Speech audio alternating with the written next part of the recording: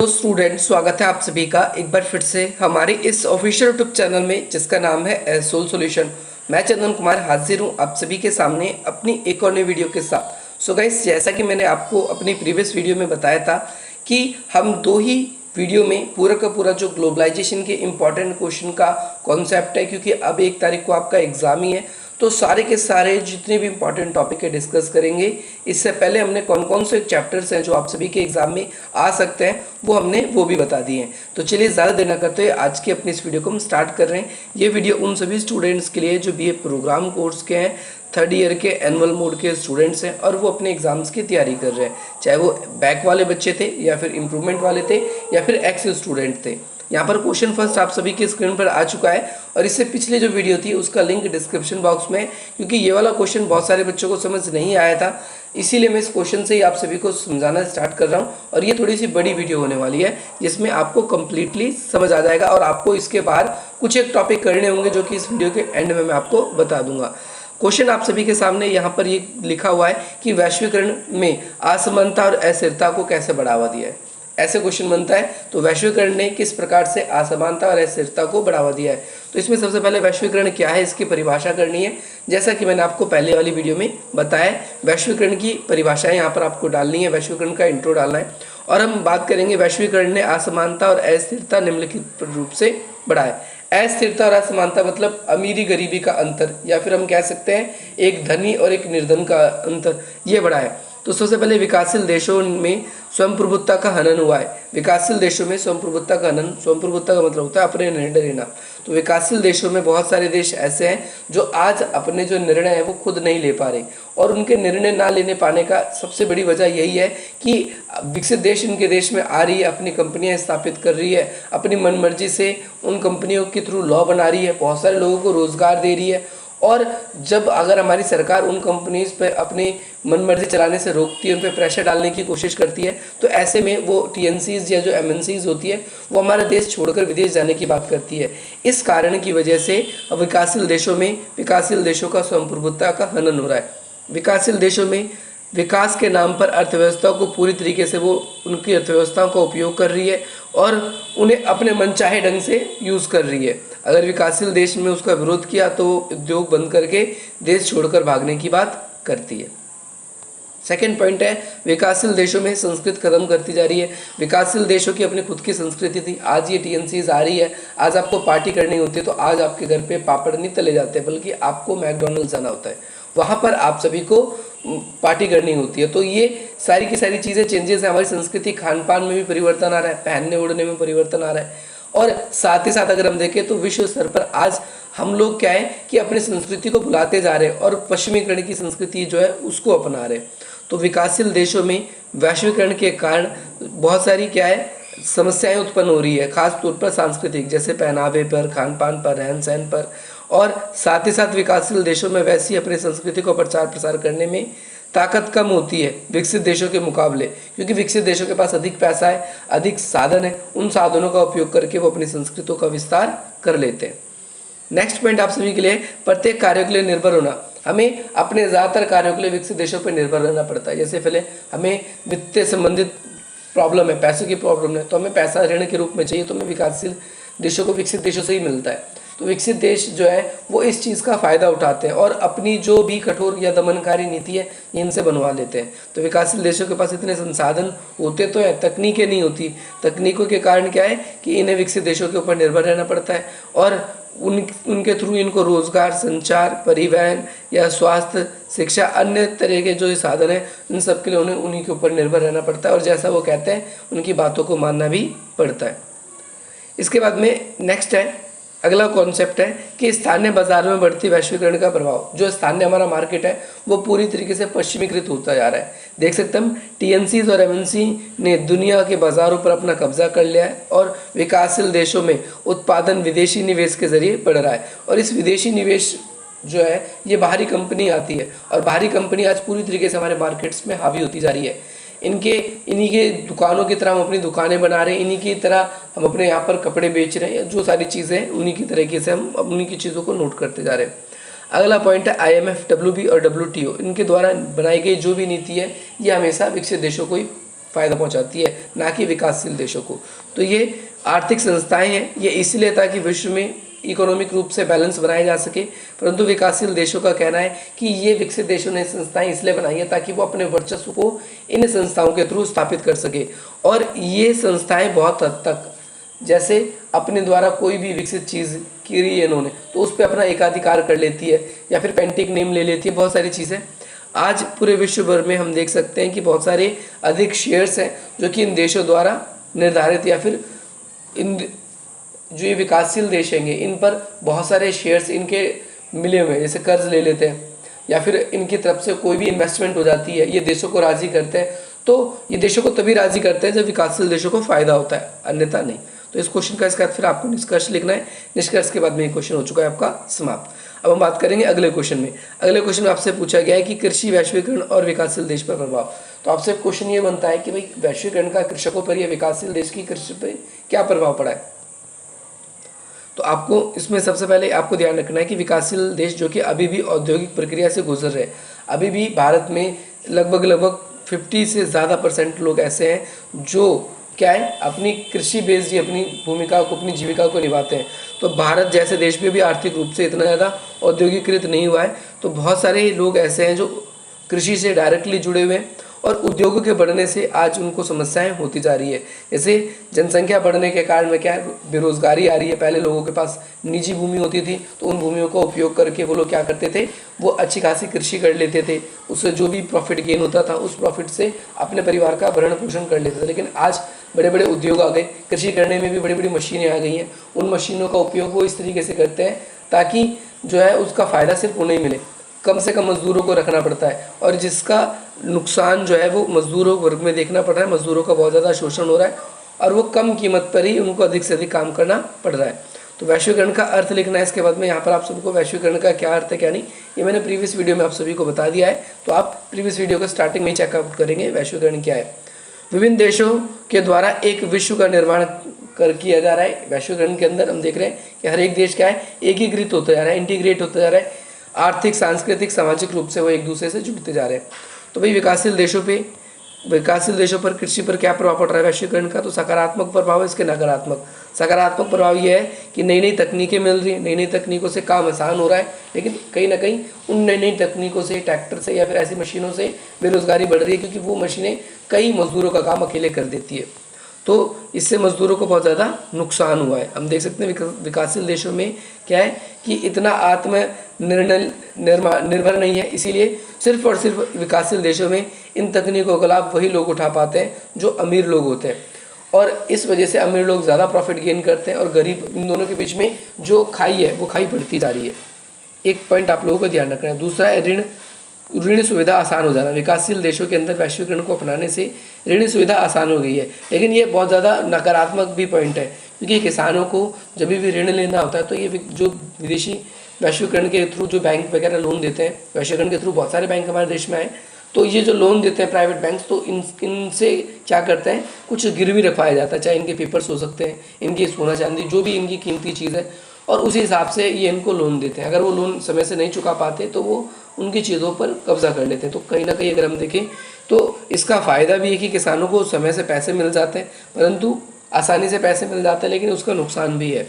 इसके अलावा सरकार द्वारा सब्सिडी देना, तो एक इसका लाभ ये हुआ, विकासशील देशों में पहले सरकार के द्वारा कोई सब्सिडी नहीं दी जाती थी किसानों को, सिर्फ विकसित देशों में दी जाती थी। लेकिन वैश्वीकरण को अपनाने से आज विकासशील देशों के अंदर भी बहुत सारे ऐसे लोग हैं जिनको सब्सिडी मिलनी शुरू हो गई है। किसानों को इससे लाभ हुआ है। अगर फसल उनकी ख़राब हो जाती है तो कहीं ना कहीं सरकार से कुछ ना कुछ पैसा या कुछ ना कुछ राहत की चीज़ें तो उन्हें मिलती है। इसके अलावा अच्छे किस्म के बीज विकासशील देशों के अंदर वैश्वीकरण के कारण आए, जिसके कारण वो अच्छे कीटनाशक का भी यूज़ कर पा रहे हैं, और जिनसे उनकी फसलों की जो गुणवत्ता है वो पहले से अच्छी हुई है और किसानों को लाभ हो रहा है। इसके अलावा किसानों के लिए अपनी फसल बेचने के लिए अंतर्राष्ट्रीय मार्ग खुल गए। किसान आज अंतर्राष्ट्रीय स्तर पर अपनी फसलों को महंगी कीमतों पर बेच सकते हैं, तो ये भी एक प्लस पॉइंट ही है। और अगर हम देखें आज विश्व का आपस में इंटीग्रेट होने का फ़ायदा ये मिल रहा है कि आज हमारे देश में किसी चीज़ की शॉर्टेज है तो विकासशील देश विकसित देशों से भी उन चीज़ों को मंगा लेते हैं, और इससे क्या हो रहा है, देशों के बीच में प्रतिस्पर्धाएं बढ़ रही है, जिसका फ़ायदा सिर्फ और सिर्फ जनता को ही मिलता है। जनता उन्हें सस्ते दामों पर खरीद पाती है कि प्रतिस्पर्धा बढ़ने के कारण।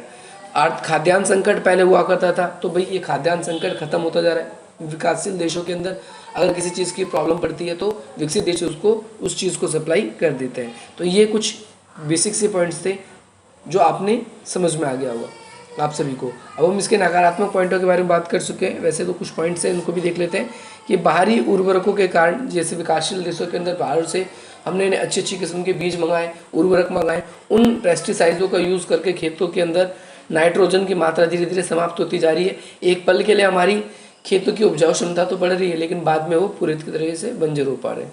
बहुत सारे लोग हैं जिन्हें कृषि कार्य छोड़ना पड़ रहा है, जिसका रीज़न ये है कि वैश्वीकरण के कारण बहुत ज़्यादा मशीनें आ रही और मशीनों से ज़्यादातर कार्य हो रहा है और मजदूरों को कृषि कार्य करना छोड़ना पड़ रहा है। इसके अलावा कृषि कार्य छोड़ने के कारण क्या है, विदेशों पर हमें निर्भर रहना पड़ रहा है और विदेशी लोग क्या कर रहे हैं कि इस चीज़ का लाभ उठाकर वो कम चीज़ें भी ज़्यादा महंगी दामों पर बेचते हैं और उनकी गुणवत्ता भी हमारे देश की गुणवत्ता जैसे नहीं होती। इसका एक ये नुकसान भी हमें देखने को मिला है। ग्रामीण इलाकों में और शहरी इलाकों में जो अंतर है वो बहुत ज़्यादा बढ़ गया है। शहरों में ज़्यादातर अमीर लोग हो गए, ग्रामीण इलाकों में ज़्यादातर निर्धन हो गए। ग्रामीण इलाके ज़्यादातर विकास नहीं कर रहे। ऋण की सुविधा के कारण जो है, मैंने बताया, बहुत सारे लोग आत्महत्या कर रहे हैं, उनकी संपत्ति छीन ली जा रही है या जब्त हो जाती है क्योंकि वो समय पर उन चीज़ों को चुका नहीं पाते। अब अगला क्वेश्चन आप सभी के लिए बन जाता है ऑफशोर बैंकिंग। ऑफशोर बैंकिंग क्या है? अपतटीय बैंकिंग। इसके बारे में हम बात करेंगे कि 1990 के दशक में बैंकिंग उद्योग एक खास उद्योग बनकर उभरा। खास उद्योग बनकर उभरा, उसका पीछे यही कारण था क्योंकि वैश्वीकरण के कारण एक कंपनी जब दूसरे देश में जा रही है तो उसे अपना पैसा उस देश में अपने पैसे में तो पेमेंट करेगी नहीं, तो ऑफशोर बैंकिंग बहुत ज़्यादा इंपॉर्टेंट है। ये क्या करती है, हमारे देश के ही बैंक होते हैं लेकिन विदेशों में होते हैं। विदेशों में जो कंपनियां अपने बिजनेस को रन कर रही होती है, जो कंपनियां विदेशों में अपने कार्य को रन कर रही होती है, उन कंपनियों के लिए व्यापार करने के लिए ये कहीं ना कहीं काफ़ी हद तक उन्हें सपोर्ट करने का काम करती है। तो ये ऑफशोर बैंकिंग होती है। अपतटीय बैंकिंग शब्द का प्रयोग प्राय ऐसे बैंकों के लिए किया जाता है जो कि अपने देशों के बाहर विदेशों में कार्यालयों के जरिए हमारे व्यापार बढ़ाने में या हमारी मदद करने के लिए स्थापित किए जाते हैं। सामान्य शब्दों में अपतटीय बैंकिंग वह बैंकिंग है जो दूसरे देशों के बैंक है, इनमें जो कुछ पैसा जमा करता या जो भी पैसा जमा करते हैं उसमें निम्न टैक्स इनको देना पड़ता है। यानी टैक्स की फॉर एग्जांपल की बात है, विदेशों में बिजनेस रन करोगे आप तो आपको पैसे की जरूरत पड़ेगी। विदेशी करेंसी आपके पास तो होगी नहीं, लेकिन आपकी करेंसी आप अपने बैंक में जब जमा करोगे तो आपको क्या मिलेगा, विदेशी अमाउंट मिलता है। तो इसका फ़ायदा मिलता है और वहाँ पर हम अपने बिजनेस को अच्छी तरीके से रन कर पाते हैं। इसके लिए ये टैक्स लेती है क्योंकि आप जैसे फॉर एग्जांपल के तौर पे अगर आपके फॉरेन से कोई पैसा अमाउंट आता है आप सभी के पास में, तो वो कहीं ना कहीं थोड़ा सा डेबिट होता है, टैक्स कटा जाता है, तो वो कम कटा जाता है, इतना ज़्यादा नहीं कटा जाता। अपतटीय बैंकिंग वो बैंक है जो कि जमाकर्ताओं को पैसे जमा करने वाला जो होता है उससे अलग स्थान पर होता है। यानी फॉर एग्जांपल हम इंडिया के हैं तो अपतटीय बैंकिंग अमेरिका में हम जा रहे हैं बिजनेस करें तो अमेरिका में हमारा इंडिया का बैंक ही मिलेगा। जिस जगह का अमेरिका के अंदर हम काम कर रहे हैं, हम इंडिया के बैंक तो इंडिया का होगा पर इंडिया से हमारा काम नहीं होगा, वहीं से सारा काम हो सकता है। वो बैंक आपस में कॉन्टैक्ट करते हैं और इस तरीके से काम करते हैं। यहाँ पर बताया गया अपतटीय बैंकिंग में ऐसी जमाएँ रखी जाती है जो बाहर स्थित होती है, विदेशी मुद्रा, जैसे लंदन के बैंक में येन जमा है या फिर जो ज्यूरिख बैंक में डॉलर जमा है, ये जगहों के नाम है। बैंक में कुछ इस तरीके से पैसे जमा होते हैं, इसे तो यहाँ बताया गया है। अपतटीय बैंकिंग कई प्रकार की मुद्राओं को आपस में लेन देन करती है।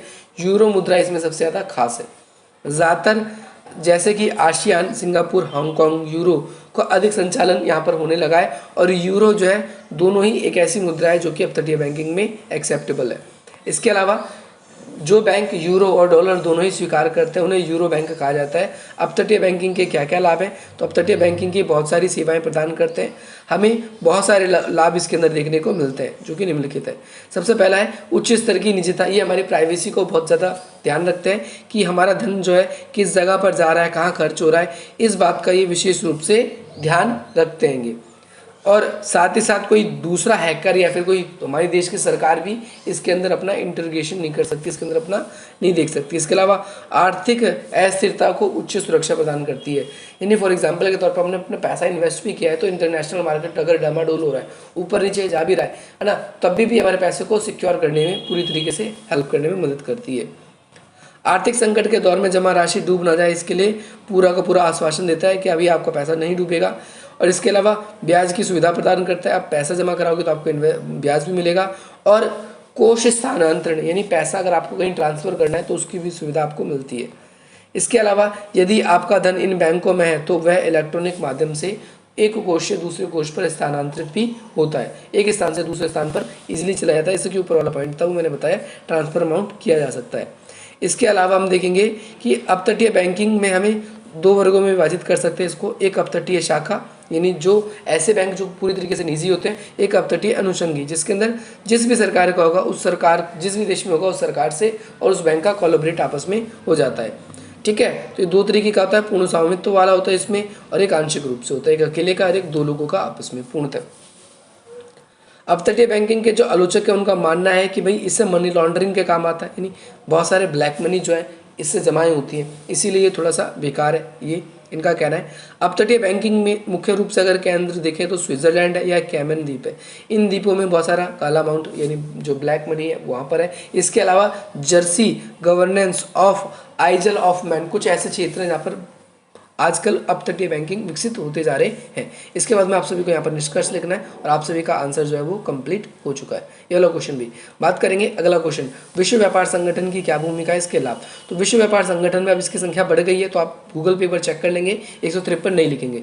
तो यह विश्व स्तर पर अगर हम देखें 97% व्यापार जो है इसका विश्व व्यापार संगठन के थ्रू ही करवाया जाता है, और ये एक प्रकार का ऐसा संगठन है जो कि विश्व स्तर पर अपनी भूमिका निभा रहा है। इसके कई सारे लक्ष्य हैं, कई सारे लाभ हैं, इसके कई सारे कार्य हैं। तो सबसे पहला लाभ है अंतर्राष्ट्रीय शासन व्यवस्था में एक खास अंग बन गई है, और अंतर्राष्ट्रीय शांति में WTO आज अपनी भूमिका निभा रही है। अंतर्राष्ट्रीय शांति स्थापित करने का मतलब सिंपल सा यही है कि अगर दो देशों के बीच में कोई भी विवाद है तो इन विवादों को ये रिजॉल्व करवाने में भी अपनी कई मदद करती है, शांति स्थापित करती है। देशों के बीच में आपसे विवादों को निपटारा करके संधि करवाने का कार्य करती है, तो संधि कराने का कार्य करती है। संधि या समझौता द्विपक्षीय भी समझौते हो सकते हैं या बहुपक्षीय भी समझौते हो सकते हैं। असमानता जो है अंतर्राष्ट्रीय स्तर पर उसको कम करने और भेदभाव रहित व्यवस्था बनाने में भूमिका निभाती है। विकासशील देशों में विकसित देशों द्वारा क्या करती है, व्यापार बढ़ाने में अवसर देती है, या इन्वेस्टर्स को विकासशील देशों की तरफ खींच के लेकर आती है।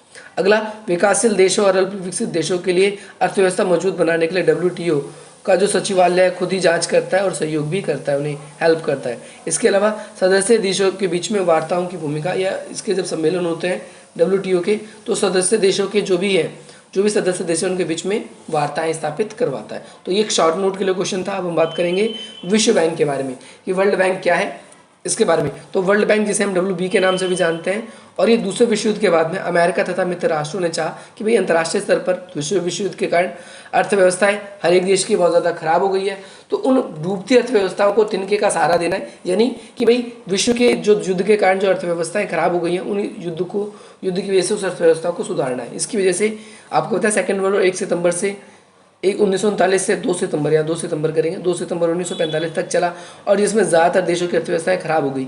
तो इसीलिए ये मेन मोटिव था कि भैया देशों की अर्थव्यवस्थाओं को ठीक किया जाए। इसके तहत ब्रिटेन वुड्स प्रणाली के तहत 3 संस्थाओं का निर्माण किया गया, एक IMF, WB और WTO।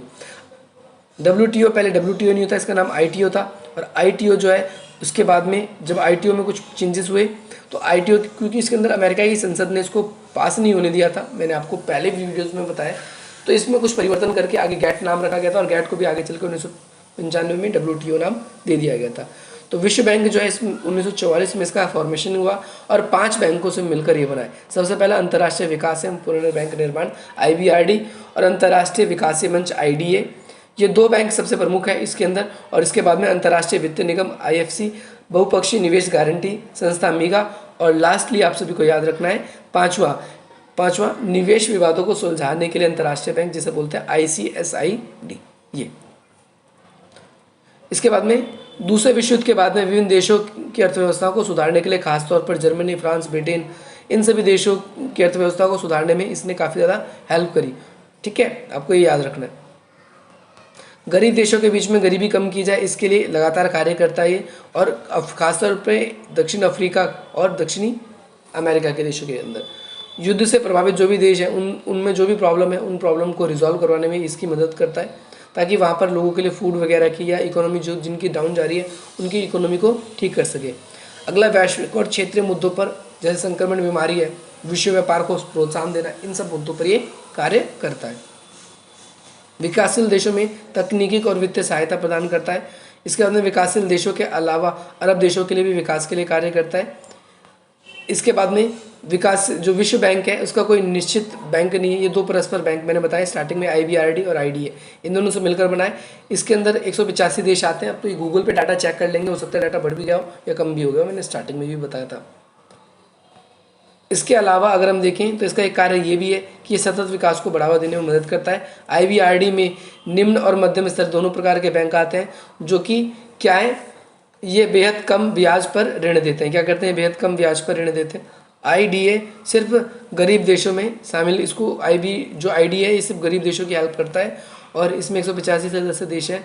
जो देश WB में शामिल होता है वो IMF का भी सदस्य बन जाता है। तो ये वाले क्वेश्चन में आप सभी को ये ध्यान रखना है। नेक्स्ट क्वेश्चन है आप सभी से, विश्व बैंक की संरचना और इसके संगठनात्मक भूमिका। तो इसकी वीडियो वैसे मैंने आप लोगों के लिए अपलोड कर रखी है, आप उसमें से ही समझ लो। थोड़ी सी कॉम्प्लिकेटेड है, जल्दी जल्दी समझने में थोड़ा सा आप लोगों को प्रॉब्लम होगा इस जगह पर। तो हम अगले क्वेश्चन पे डायरेक्टली बात करेंगे, क्योंकि प्लेलिस्ट का लिंक मैं डिस्क्रिप्शन बॉक्स में दे दूंगा, तो आप वहाँ के थ्रू भी सारी की सारी वीडियो को उसको एक्सेस कर सकते हो।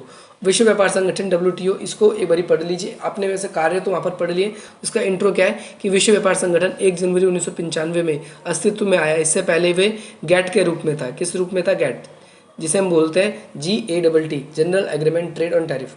तो आप सभी को ध्यान रखना है, जैसा हम आज WTO को देखते हैं हमेशा वैसे नहीं रहा, इसमें लगातार परिवर्तन रहा है। अब इसकी परिवर्तन कैसे कैसे हुआ इसके बारे में बता देते हैं। तो WTO की जो ऐतिहासिक पृष्ठभूमि थी, दूसरे विश्व युद्ध के बाद में शांति स्थापित करने में विश्व व्यापार का जो चौपट हो गया था, उस व्यापार को संभालने के लिए ब्रिटेन वुड्स प्रणाली के तहत नई संस्थाओं का निर्माण किया गया, और इसकी तहत 3 संस्थाओं का निर्माण किया गया था। एक IMF, WB, विश्व व्यापार संगठन। विश्व व्यापार संगठन से पहले इसका अंतर्राष्ट्रीय व्यापार संघ नाम था, ITO नाम था। ITO जो है उसका मसौदा मुख्य रूप से क्यूबा की जो राजधानी हवाना, वहाँ पर तैयार हुआ था, परंतु इसके अंदर कुछ कमियां थी, जिसकी वजह से ITO को अमेरिका की सीनेट ने यानी संसद ने पास नहीं होने दिया, और आगे चलकर IMF और WB उनको मान्यता मिल गई, तो वो दोनों तो वहाँ पर लागू हो गए। लेकिन ITO में आगे चल के कुछ चेंजेस किए गए, और ITO में 1947 में उसका चेंजेस करने के बाद में ITO का नाम बदल के GATT रख दिया। और GATT कब आया, 1947 में अस्तित्व में आया। 1947 में अस्तित्व में आया, और इसके बाद में आगे चल के 1 जनवरी 1995 में इस टाइम पे फिर ये GATT से इसका नाम परिवर्तन होकर क्या रख दिया गया, WTO रख दिया गया। तो ये इस तरीके से था। अभी WTO क्या करता है, विश्व स्तर पर बहुत सारे द्विपक्षीय बहुपक्षीय व्यापारिक समझौते करवाता है। द्विपक्षीय मतलब समझौते वो जो 2 देशों के बीच में होते हैं, बहुपक्षीय ये 2 से अधिक देशों के बीच में समझौते होते हैं। ये इसका एक कार्य है। वर्तमान समय में इसके 16 ऐसी संस्थाएं हैं जो इसके साथ कार्य करती हैं मिलकर, और इसके कई सारे कार्य हैं। वैसे तो कार्य मैंने आप सभी को बता दिए पिछली वाली वीडियोस के अंदर ही, तो आप उस वीडियोस को चेकआउट करें। अगर आपको कोई भी प्रॉब्लम होती है तो आप हमसे अपने प्रॉब्लम को रिजॉल्व करा सकते हैं, पूछ सकते हैं।